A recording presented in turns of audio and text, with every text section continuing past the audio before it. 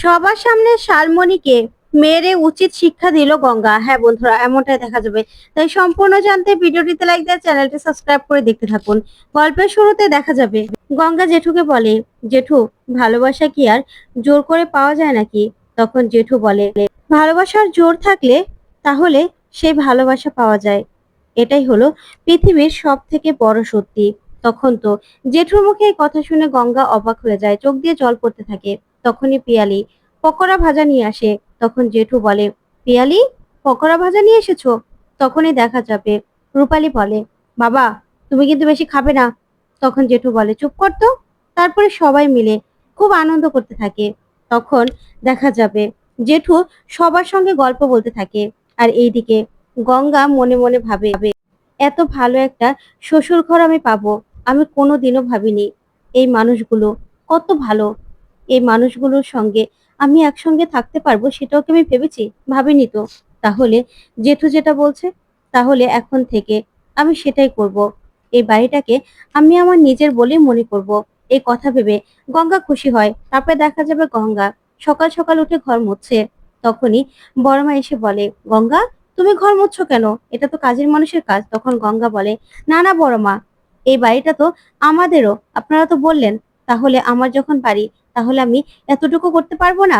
তখন তো বড়মা ভীষণ খুশি হয়েছে আর বলে, সত্যি সকাল সকাল নিজের ঘরদোর পরিষ্কার করাই তো আসল কাজ। তারপরে দেখা যাবে সেখানে শালমণি চলে আসে। আর গঙ্গাকে এই অবস্থা দেখে মনে মনে খুব খুশি হয় আর বলে, যার অবস্থা যেখানে। এই বলেই নিজে ইচ্ছে করে মেঝেতে কফি ফেলে দেয় আর বলে, এ মা, হাত থেকে কফিটা পড়ে গেল। গঙ্গা, একটু মুছে দেবে? তখন গঙ্গা বলে, হ্যাঁ হ্যাঁ, আমি এখনই মুছে দিচ্ছি বড় বৌদি। এই বলে গঙ্গা সেই মেঝেটা আবারও মুছে দেয়। তখনই শালমণি আবারও ইচ্ছে করে মগ থেকে কফিটা ফেলে দেয় আর বলে, এ মা, আবারও না পড়ে গেল। তখনই গঙ্গা বুঝতে পারে শালমণির আসল মতলব। তখন গঙ্গা প্রচন্ড রেগে যায়। তারপরেই শালমণি বলে, আবার একটু মুছে দাও না। তখনই গঙ্গা শালমণিকে সে কাপড়টা সাধে আর বলে, নিন, মুছে নিন। তখনই শালমণি প্রচন্ড রেগে যায় আর বলে, আমি মুছে নেবো মানে? তখন গঙ্গা বলে, হ্যাঁ, আপনি যখন কফিটা ফেলে দিচ্ছেন, কফিটা পড়েই যাচ্ছে, তাহলে মুছে নিন না। নিজের কাজ নিজেরই করতে হয়। তখন শালমণি প্রচন্ড রেগে যায় আর বলে, তোমার সাহস হয় কিভাবে? তুমি আমাকে বলছো মেঝে মুছতে? তখনই গঙ্গা বলে, একদম চিৎকার করবেন না। তখন ওদের চিৎকার শুনে সবাই চলে আসে। তখন শালমণি বলে, দেখেছো মা, কত বড় সাহস ওর, ও আমাকে কিনে মেঝে মুছতে বলছে। তখন গঙ্গা বলে, যেরকমটা করবেন সেরকমটাই তো পাবেন, তাই না? একদম বাড়াবাড়ি করবেন না আমার সঙ্গে। তখনই রূপালী বলে, কি হয়েছে? তখন গঙ্গা বলে, আমি কত কষ্ট করে বাড়িটা মুছলাম, আর সে কিনা বারবার করে কফি ফেলে দিচ্ছে ইচ্ছে করে, আর বলছে আমাকে মুছতে। কেন? সে নিজের কাজ নিজে করে নিতে পারে না? তখনই শালমণি বলে, কি? তখন গঙ্গা বলে, একদম বাড়াবাড়ি করবেন না, তাহলে কিন্তু আমার হাত উঠে যাবে। তখন শালমণি বলে, দেখেছো মা, তোমাদের সামনে আমাকে কেমন ভাবে অপমান করছে। ওইদিকে পিয়ালি বারবার করে গঙ্গাকে আটকানোর চেষ্টা করে। এদিকে সবাই গঙ্গার কাণ্ড দেখে চমকে যায়। তখনই শালমণি গঙ্গাকে মারার জন্য হাত তুলতে গেলেই গঙ্গা তখনই শালমণির হাতটা চেপে ধরে আর বলে, আপনার এত বড় সাহস, গঙ্গারও না হাত উঠতে পারে। এই বলে শালমণির হাতটা একদম মুচড়ে দেয় আর বলে, আমার সঙ্গে একদম বাড়াবাড়ি করার চেষ্টা করবেন না। আমি নিজের কাজ নিজে করতে পছন্দ করি, তাই বলে আপনি বারবার করে আমাকে হ্যারেস করবেন আর সেটা আমি সহ্য করবো, সেটা তো হতে পারে না। তখন রূপালী বলে, আচ্ছা বড় বৌদি, তোমারই বা গঙ্গার পিছনে লাগার কি দরকার? তখন বড়মা বলে, গঙ্গা, ওকে ছেড়ে দাও। আর শোনো বৌমা, তুমি বা গঙ্গার পেছনে কেন লাগছো? গঙ্গা, ছেড়ে দাও। তখন গঙ্গা বলে, বড়রা বলছে সেজন্য আমি ছেড়ে দিলাম। তখন শালমণি বলে, তোমার এত বড় সাহস, তুমি আমার হাত মুচড়ে দিলে? তোমাকে এত বড় সাহস কে দিয়েছে? তখনই গঙ্গা বলে, একদম না, আমার সঙ্গে চোখ রাঙিয়ে একদম কথা বলবেন না। গঙ্গা না কাউকে ভয় পায় না। তাই গঙ্গা নিজের জায়গাটা ভালো করে দেখিয়ে দিত। শুধুমাত্র আপনি বলে আজকে সবাই বলল বলে আমি ছেড়ে দিলাম, না হলে কিন্তু গঙ্গা নিজের জায়গাটা কখনো ছাড়ে না। তখনই রূপালী বলে, আচ্ছা বড় বৌদি, তোমারই বা কি দরকার গঙ্গার সঙ্গে বারবার করে এরকম করে পাঙ্গা নেওয়ার? বলো তো, তোমার তো দরকার ছিল না এরকম কাজ করার। ঠিক তখনই সেখানে অর্জুনের মা চলে আসে আর এসেই বলে, বাড়িটা দেখছি বস্তি হয়ে যাচ্ছে। মেটে গঙ্গার সবাই এই বাড়িতে এসে একদম হাঙ্গামা শুরু করে দিয়েছে। সকাল সকাল এমন চিৎকার চেঁচামেচি আর ভালো লাগে না।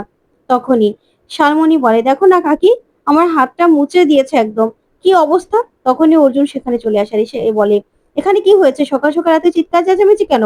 তখন দেখা যাবে শালমণি বলে, দেখো না, তোমার বউ আমার হাত মুচড়ে দিয়েছে, কফিটা পড়ে গিয়েছিল বলে তোমার বউর এত বড় সাহস। তখন গঙ্গা বলে, একদম আমার নামে মিথ্যে কথা বলবেন না, এই গঙ্গা না মিথ্যে কথা সহ্য করতে পারে না। তখন অর্জুন বলে, হয়েছে হয়েছে, এত চিৎকার চেঁচামেচি কেন গঙ্গা, চলো তুমি আমার সঙ্গে। এই বলেই গঙ্গাকে উপরে নিয়ে চলে যায় অর্জুন। তখন দেখা যাবে শালমণি কাঁদতে থাকে।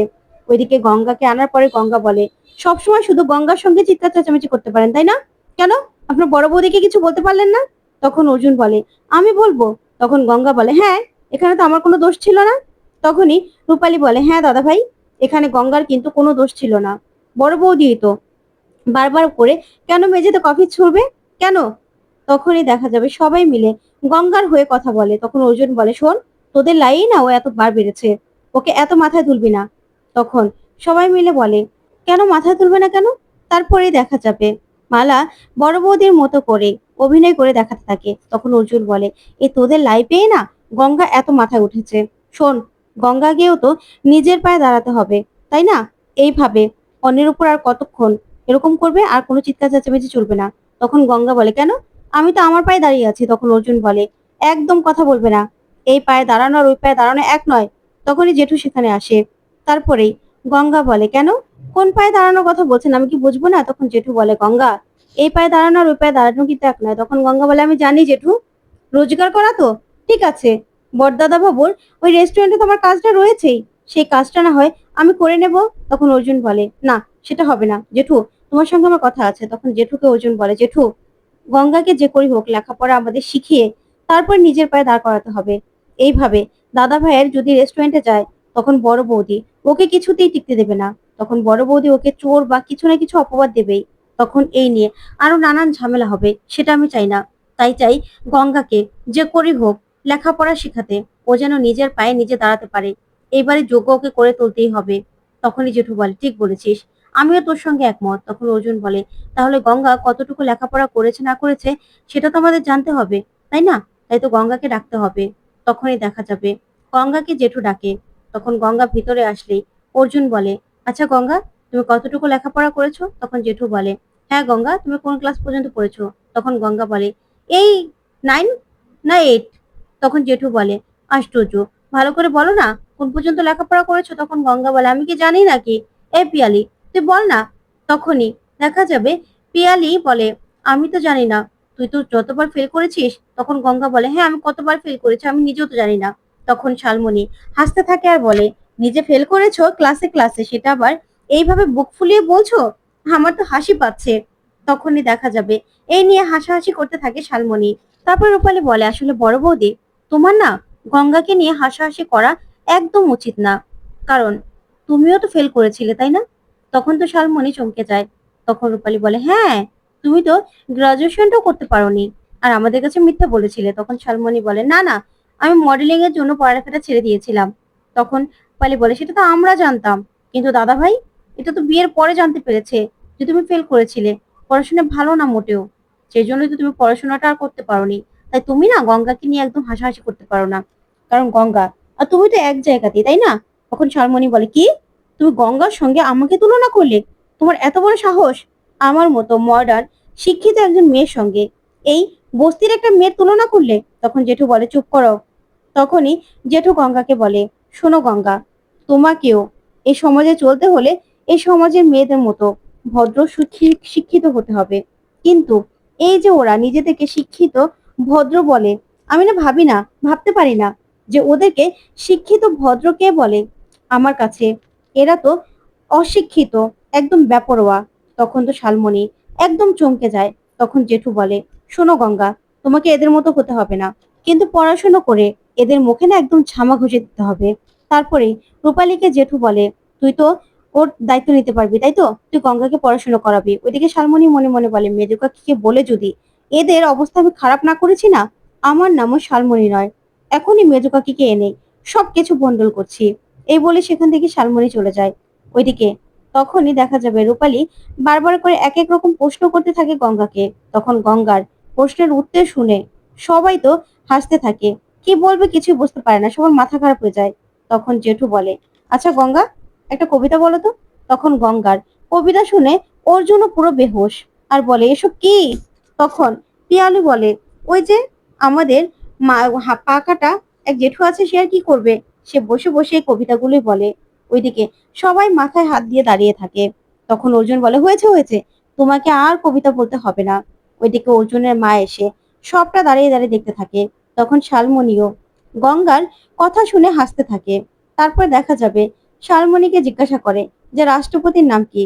তখন শালমণি বলে আর কে, নেতাজি।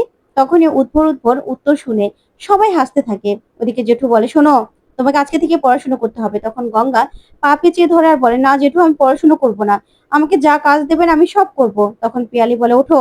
তখন অর্জুন বলে শোনো, তোমাকে পড়াশুনো করতে হবে, ভালোভাবে পড়াশুনো করতে হবে, না হলে কিন্তু তোমাকে ছাড়ছি না। তারপরে দেখা যাবে মেঘরাজ অর্জুনের মাকে বলে দেখেছো কাকি, কি আদিক্ষেতা শুরু করেছে। তখন অর্জুনের মা বলে দেখো না, এ আর কতক্ষণ, এই মেয়ের হবে পড়াশুনো, সে কখনো পড়াশুনো করতে পারবে না। এ আগে দেখি, তারপরে আমি বন্ধ করব সবকিছু।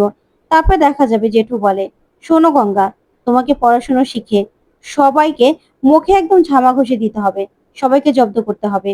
তারপরেই দেখা যাবে রূপালী বলে হ্যাঁ গঙ্গা, তোমাকে কিন্তু পড়াশুনো করতে হবে। ওইদিকে অর্জুন বলে শোনো, এখন থেকে একদম কোনো রকম কোনো দুষ্টুমি না, শুধু পড়াশোনা, নিজের পায়ে দাঁড়াতে হবে যে। তখন গঙ্গা মনে মনে বলে জানি তো কিসের জন্য এত তাড়া, আপনি তো ওই অহনা দিদিমণির সঙ্গে নিজের সংসার পাতবেন সেই জন্য। ওইদিকে দেখা যাবে গঙ্গা বসে আছে। তখনই অর্জুন অনেকগুলো বই নিয়ে আসে। তখন গঙ্গা বলে এত বই। তখন অর্জুন বলে হ্যাঁ, তোমাকে এখন থেকে একদম সময় নষ্ট করলে চলবে না, ভালো করে পড়াশুনো করতে হবে।